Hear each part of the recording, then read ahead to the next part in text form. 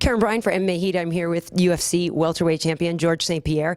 And George, of course, we were supposed to be able to see you fighting tomorrow night in the main event, but you were injured. Can you tell us what happened and what your status is right now? Well, what happened is that I got hurt at the end of my training camp. I kind of fell a little bit awkward. My knee bent, and I strained my ligament. So I took I didn't want to cancel the fight right away. I still had hope that I was able to heal. So I took 10 days off. Then I tried to come back after 10 days. I felt much better, but I was still weak. Like I was still compensating a lot with my other leg. And I tried to train again, and I hurt my hamstring. I strained my hamstring on the other side, so I knew right away that I was not able to be able to fight. When you fight a guy like Carlos Condit, you have to be 100%, otherwise it would have been a very bad night for me. Yeah, I mean, that has to be a very difficult position to be in, to know that, like you said, you tried to get it better. So when it finally came to make the call, you talked to Faraz about it and said, look, it's just not going to work, or how'd that go? Yeah, Faraz was there. Most of the guys, they didn't want me to take the fight in the first place, but I'm the one that I was pushing through and say, like, just give me a week off. And then after a week, I saw I was not 100% still. So I was like, give me 3 more days. And then it was the maximum break I could take, so I tried to came back and hurt myself on the other side. But it could have been worse. You know, it's unfortunate. Put a lot of energy, money, sacrifice into this. It's very hard to cancel it because I went through all my training camp. Then at the end, I had to cancel.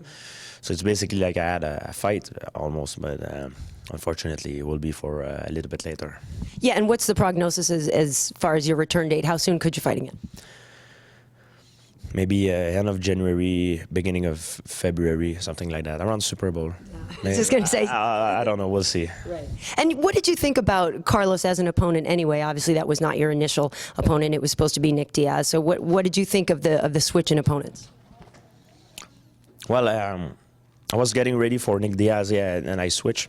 Carlos was getting ready for Penn, so we switched. So it's a fair. We were both in a disadvantage. It's a fair fight. Mm-hmm. But do you feel like you wanted to fight Nick more than Carlos? I wanted to fight Nick more, of course, and it's unfortunate that he, you know, it's not my fault. He did not took his responsibility for having this fight. So, but we'll see what's gonna happen tonight. Did you take that personally when he didn't show up? No, I didn't. I never take nothing personally. As long as it's, you know, it's made in a way that it's for the media and everything. I never take something personal. I take something personal if it one-on-one and see him somewhere, nobody else, and then this will be personal. But I think he's a professional, and you know, you talk about a fight like this, it's big money. We talk about big money fight, and I think I'm pretty sure he's smart enough to, you know, to behave like a professional, you know. What do you think his chances are against BJ? Both those guys are explosive. Both of them are very talented, very, very well-rounded. Yeah, he has a very good chance to win, as BJ has a good chance as well. As a mixed martial art fan, there's definitely a fight that I want to see. Well, we met Francis Carmont yesterday, or a couple of days ago. Seems like a nice young guy. If you could tell us a little bit about him. We know he trains with you, and he's part of TriStar. Faraz told me that he's got more of a Muay Thai and a kickboxing background. If you could just kind of let us know what we should expect from him. Well, I don't talk like this about a lot of people. I talked once about a guy like similar that I talked to Francis Carmont. The last time I said compliment someone that nobody knew at the time, and now he's very popular, is Rory McDonald, and now he's very good. And I used to say back in the day he was amazing. Francis Carmont is amazing too, and nobody knows him, but after tonight it will change. Nice, very nice. And the other question I asked him, having visited Montreal a couple times, is why are there so many strip clubs there? I don't know. I don't know. It's a good question. There's a lot of beautiful girls in Montreal. I think Montreal has the rest by percentage, by ratio, the city with the most beautiful girl.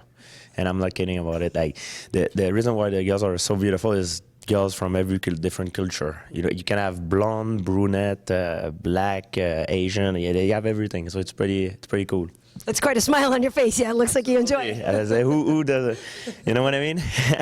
So the tourists, you know, if they want to have fun, party Montreal, it's a good place to be. Great. Well, thanks for talking with us, and we wish you a speedy recovery. Thank you very much.